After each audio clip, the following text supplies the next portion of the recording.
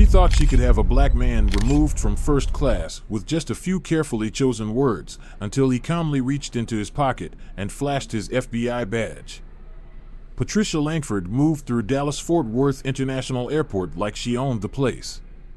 Her designer carry-on rolled behind her without a sound, and her routine was always the same: Dallas to Washington, D.C., first class only, because, in her mind, that's just where she belonged. Everything about flying felt predictable. The early boarding, the champagne, the quiet nods between people who thought they were above the chaos of economy. But that day, something rattled her. As she reached her row, her eyes landed on a black man already seated beside her. He wore a sharp navy blue suit and had a calm, composed look about him. His laptop was open, fingers typing effortlessly, eyes focused like he was reviewing national security instead of watching a movie. He didn't even glance up when she approached. Patricia's steps slowed. Her lips tightened. She placed her designer tote down a little too forcefully and sank into her seat, trying to mask her discomfort, but it showed. First class, to her, wasn't supposed to look like this. The man next to her, Daniel Stokes, didn't flinch. Didn't react. Just kept working. The glow of the screen lit up the sharp lines of his face. He looked like someone who belonged, even if Patricia's instincts screamed otherwise. She shifted in her seat, letting out a breath through her nose. Her purse bumped his armrest, still no reaction. That annoyed her even more. She turned toward him slightly, her voice polite but pointed. "Excuse me, are you sure you're in the right seat?" Without even looking up, Daniel answered, "Yes." That was it. No smile. No explanation. Just calm certainty. Patricia looked around, hoping a flight attendant would notice what she clearly saw as an issue. She raised her hand slightly, catching the attention of Emily Jacobs, a flight attendant working a few rows ahead. Emily, young and cheerful, approached with a smile. "Is everything all right, ma'am?" Patricia gave a small laugh, trying to make it sound light. "I think there's been a little mix-up. I believe this gentleman might be in the wrong seat." Emily glanced at Daniel, who finally paused his typing and looked up. His face gave nothing away, but his eyes said he'd seen this before. Emily tapped her tablet and checked the seating chart. "Actually, Mr. Stokes is right where he should be. Your ticket is for 2A, and he's in 2B. Patricia blinked. Her fingers gripped the armrest just a little tighter. "That's odd," she said, forcing a smile. "Are you sure?" "I just assumed." Emily didn't blink. "I'm sure, ma'am." There was a flicker in Patricia's face. For just a moment, the mask slipped. Then it snapped back into place. "Well," she muttered, turning toward the window. "Mistakes happen." But inside, she was fuming. And she wasn't done. Daniel had already gone back to work, unbothered. Emily hesitated, sensing something off, then gave Daniel a respectful nod and walked away. But Patricia was stewing. She tapped her fingers on her knee, her breath shallow, eyes bouncing between Daniel and the flight crew. He wasn't engaging. He wasn't trying to explain or justify. He wasn't playing into the performance she expected. That made her angrier. Because Patricia wasn't the type to just let things go. She crossed her arms, jaw tight, replaying it all in her head. This wasn't how it was supposed to go. She had flown first class for decades and never, not once, had she been made to feel this, out of control. The man beside her wasn't doing anything wrong. But in her mind, that didn't matter. He didn't belong. Her breathing quickened. Her irritation boiled over. She pressed the call button. The soft chime echoed overhead. Emily returned, her voice still warm. "Ma'am, is there something I can help you with?" Patricia leaned in, her voice low, careful. "I'd like to request a seat change." Emily blinked. "Oh, is something wrong? Is the seat uncomfortable?" Patricia hesitated, then subtly nodded toward Daniel. I don't feel comfortable sitting here." Her words were slow, deliberate, calculated. Emily's smile faded for the first time. "I'm sorry to hear that, ma'am. But unless there's a technical issue." And that's when Daniel calmly closed his laptop, reached into his inner pocket, and pulled out something that changed the entire tone of the flight. An FBI badge. He held it up briefly, met Patricia's eyes, then set it down next to his laptop, silent but unmistakable. Patricia said nothing after that, because the truth was no longer hiding. "I'd be happy to." "No, it's not the seat," Patricia cut in, her tone clipped. "I just prefer to sit elsewhere." She let out a sharp breath, as if the very act of being in this moment exhausted her. Emily glanced at Daniel, who had paused his typing again. He didn't speak. Didn't even flinch. His fingers hovered calmly above the keys. His jaw was set, his silence deafening. "I'll check for any open seats," Emily replied gently, tapping on her tablet. "Just a moment." Patricia leaned back, lips pressed in a tight line. She was waiting, not for an answer, but for relief. Meanwhile, Daniel sat perfectly still.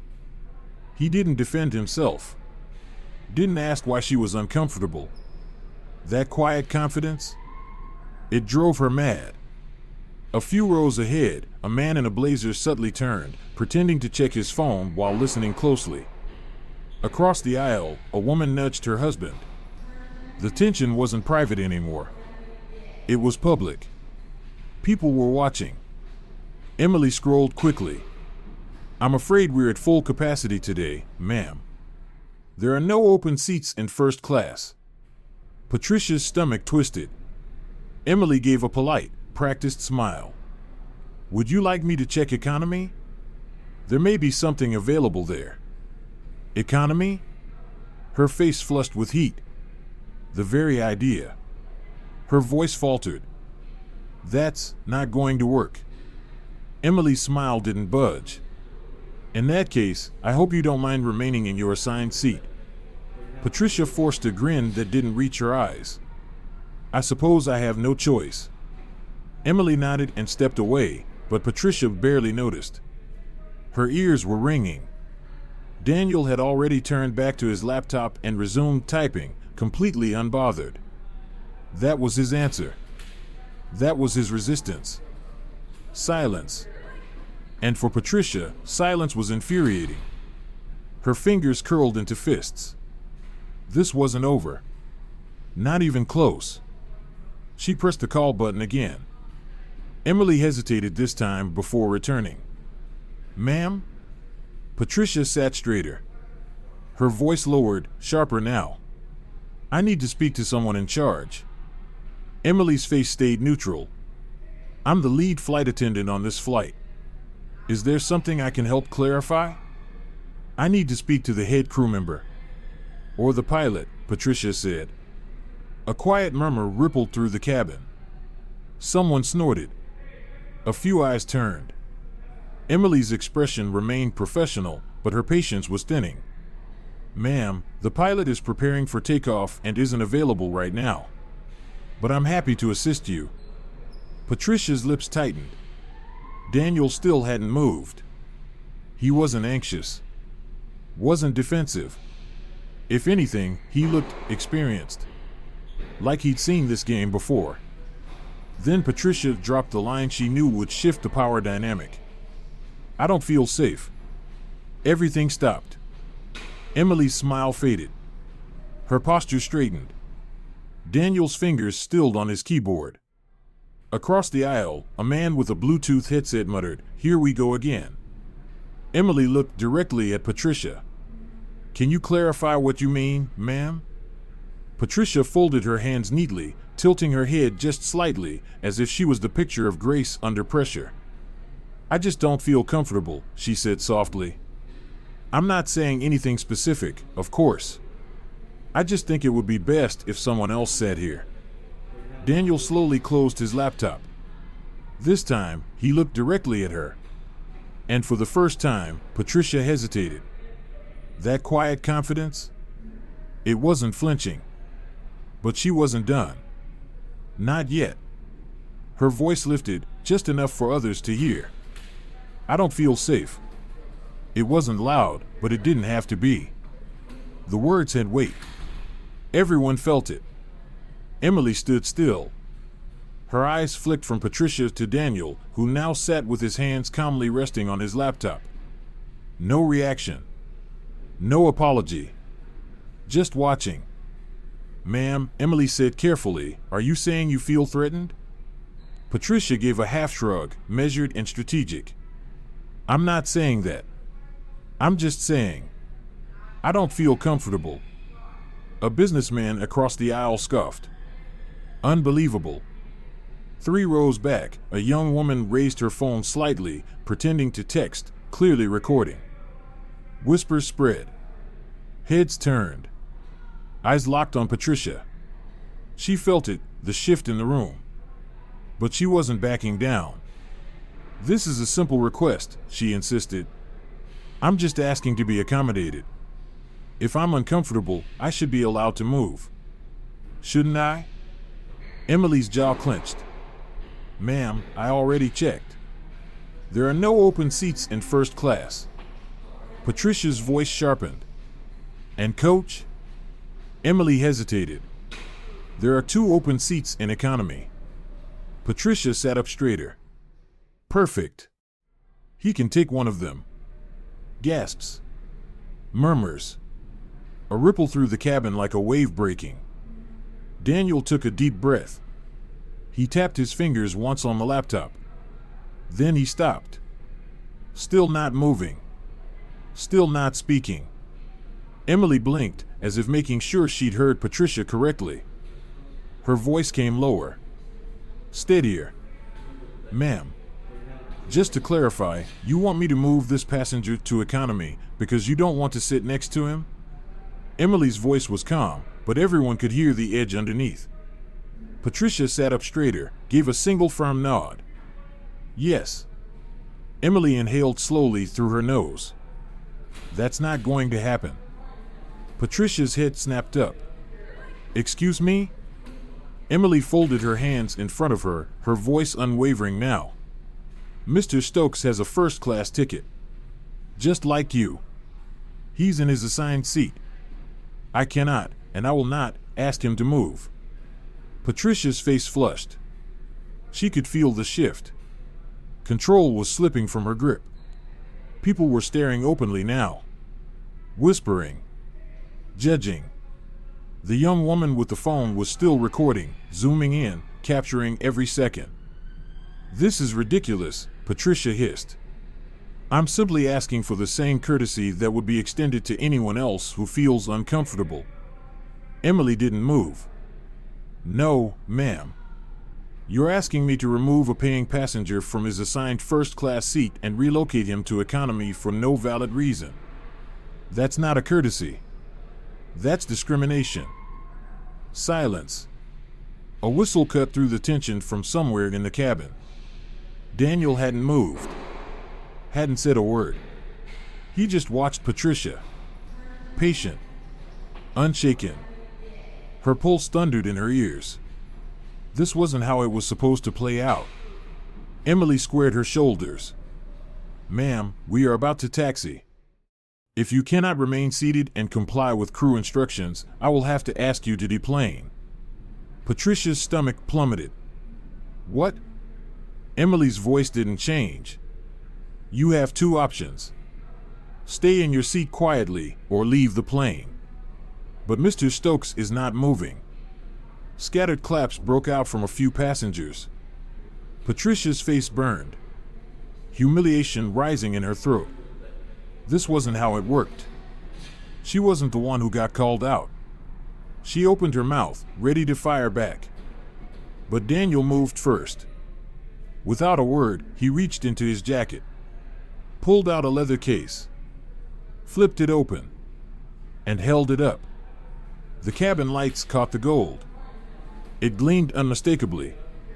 An FBI badge. The air shifted instantly. A hush fell. Passengers gasped. A couple even laughed in disbelief. The woman with the phone zoomed in so fast you could hear the artificial shutter click. Daniel's voice was calm, controlled. "Ma'am," he said smoothly, tilting his head, "would you like to file an official complaint?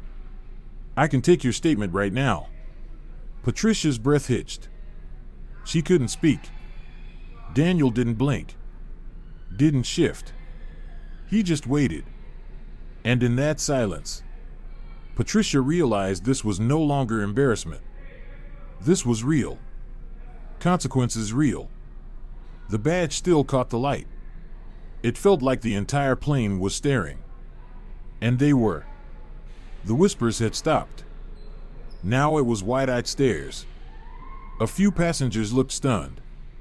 Others looked smug. Someone 2 rows up muttered, "Oh, this is priceless." Patricia's mouth went dry. Her mind scrambled. How do I fix this? What do I say? But there was nothing. No excuse that didn't collapse under the weight of that gold badge.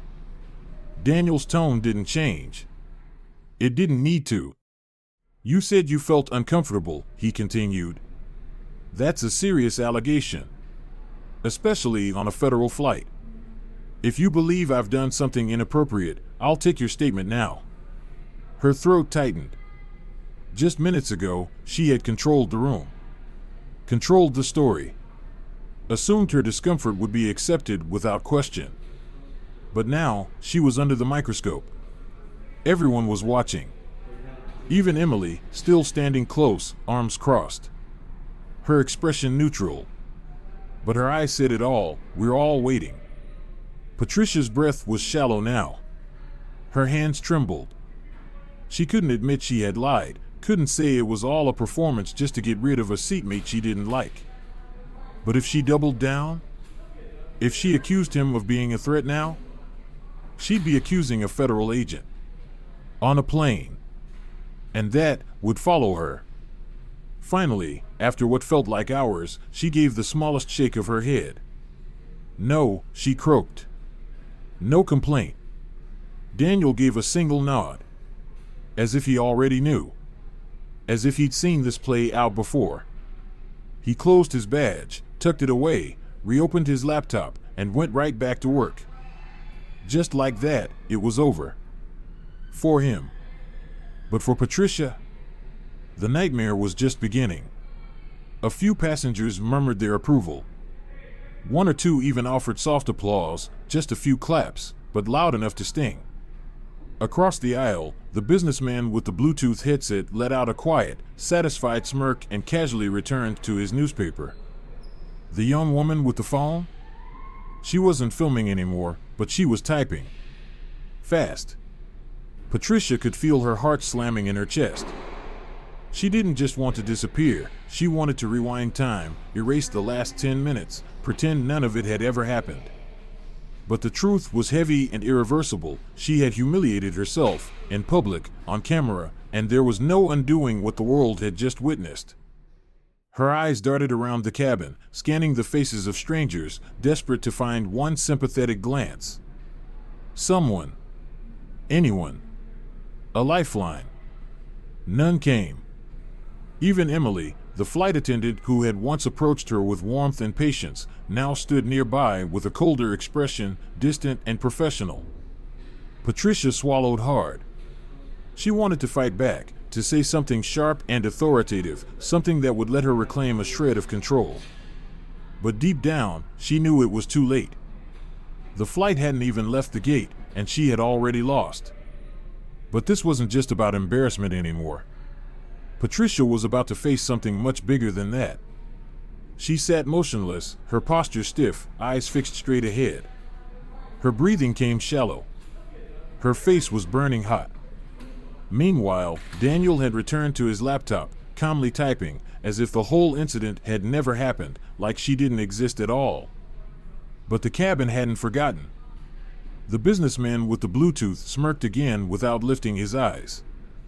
The woman who had recorded the video had stopped typing, but her phone remained angled upward, just in case Patricia decided to give the internet a sequel. Even the flight attendants seemed different now. Their neutrality had been replaced with something else, quiet judgment. subtle but unmistakable. And Patricia felt every bit of it. The stares.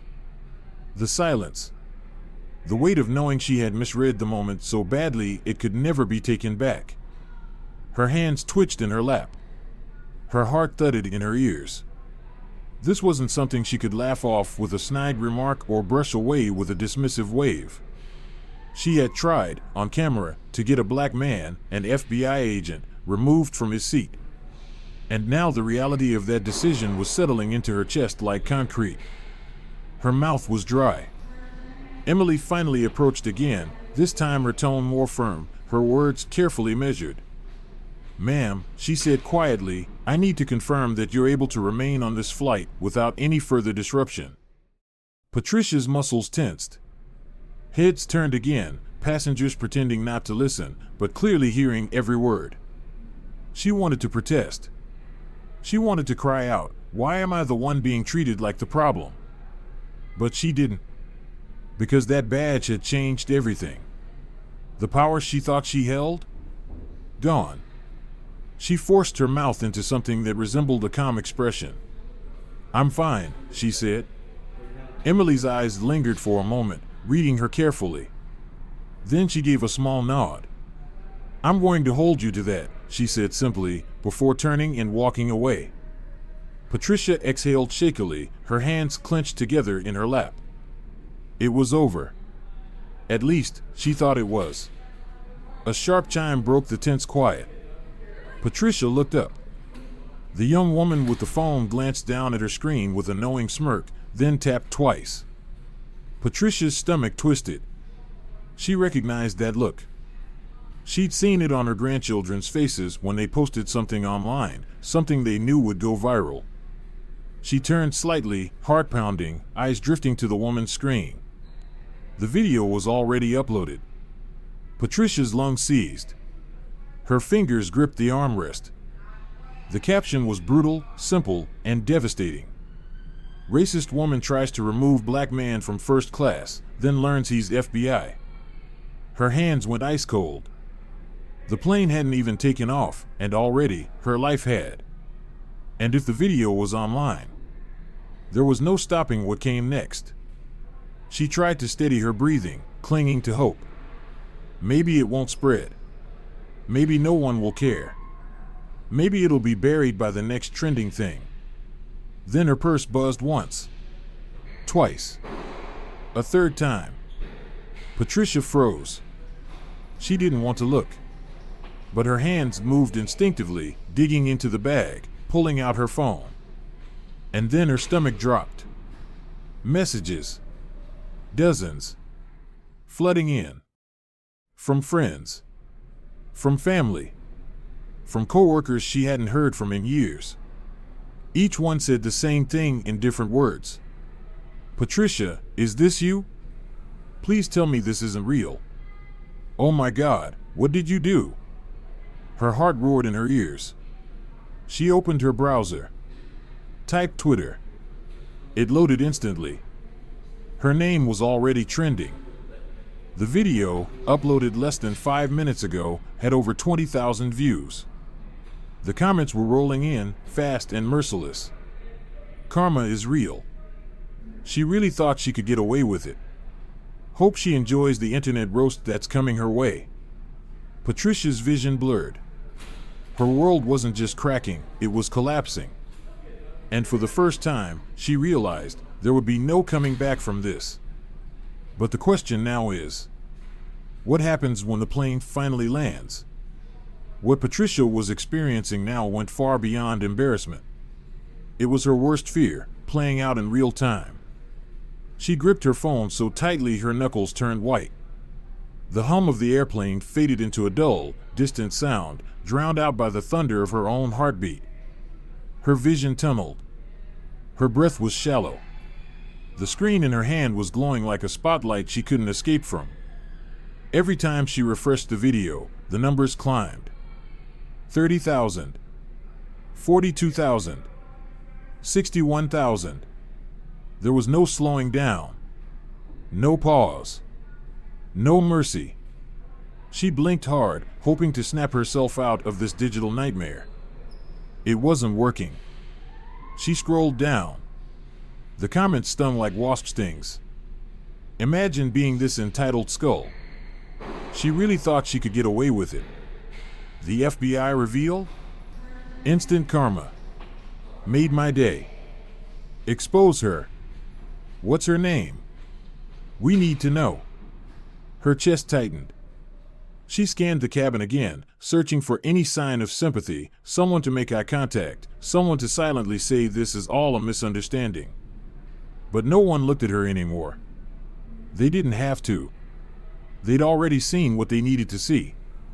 They had made up their minds. She shifted stiffly in her seat, her whole body frozen in dread. Beside her, Daniel remained calm, quietly typing on his laptop, entirely unmoved. If he even knew the video was going viral, he didn't show it.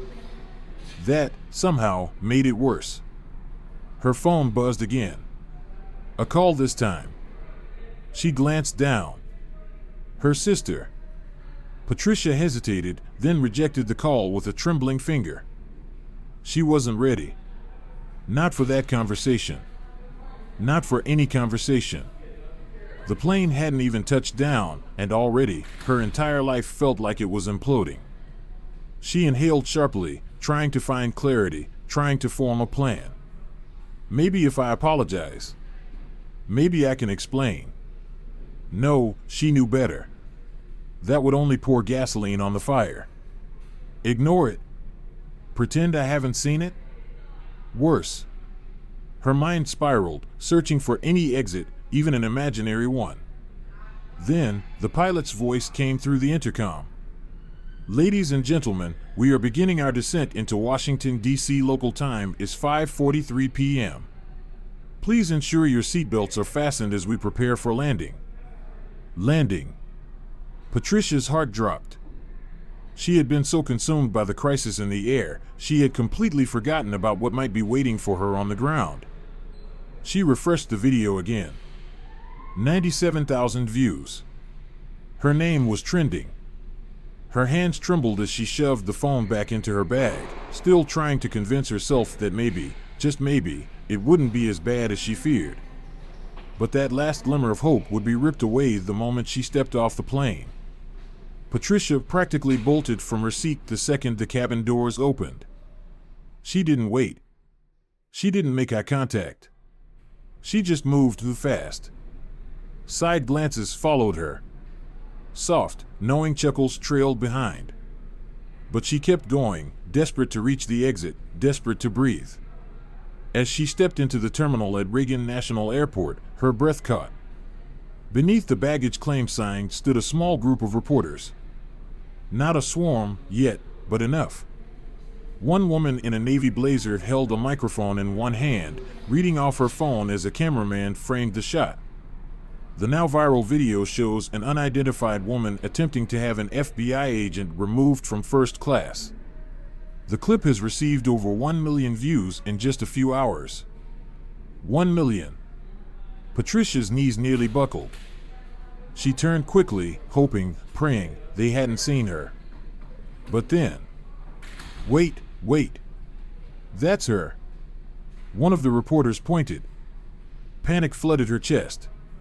She spun around and walked faster, heels clicking, heart hammering. She needed out. Now. Her phone buzzed violently in her purse. More calls. More texts. She couldn't stop them. She pushed past a group of travelers, nearly knocking over a suitcase, and burst through the sliding doors toward the curb. And then, a voice shouted behind her. Miss Langford, do you have a response to the video? Her blood went cold. They knew her name.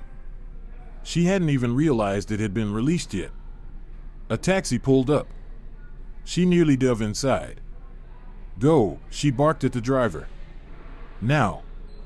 He raised an eyebrow, but didn't ask questions. The car pulled away. She pressed her palms to her temples, eyes shut, trying to will the entire day into non-existence. 1 million views. Her stomach turned. She had spent decades building her image, carefully, quietly, with control. board memberships, philanthropy, community appearances. All of it now teetering on the edge of collapse. Her phone buzzed again, this time a number she didn't recognize. She stared at it. Then, just before it hit voicemail, she answered. "Hello?" A pause. Then a clipped, professional voice. "Miss Langford, this is James Rollins, chair of the Marston Foundation. I assume you're aware of the situation." Her mouth went dry. She had been on the Marston Foundation board for years, an organization built on progress, ethics, inclusion. She already knew what was coming. "James, we're going to need you to step down." He cut her off, emotionless. She stared out the window, blindsided, speechless. But this is being taken out of context. "The board disagrees," he said, voice final. "We'll be issuing a public statement by morning. We expect your resignation by then." Click. The call ended. Patricia lowered the phone slowly. Her hands trembled. Her career over. Her reputation destroyed. And worst of all, no one wanted her side of the story. They didn't need it. They had the video. And that was enough. She exhaled shakily, the reality sinking in. This wasn't just public shaming. This was a fall from grace she could never recover from. And the cruelest irony? Daniel Stokes hadn't even spared her another thought. By now, he was probably in a meeting, sipping coffee, completely unbothered. Because for him, this was just another Tuesday. If this story made you pause, made you think, subscribe for more true, powerful moments that remind us just how fast life can change and why accountability still matters.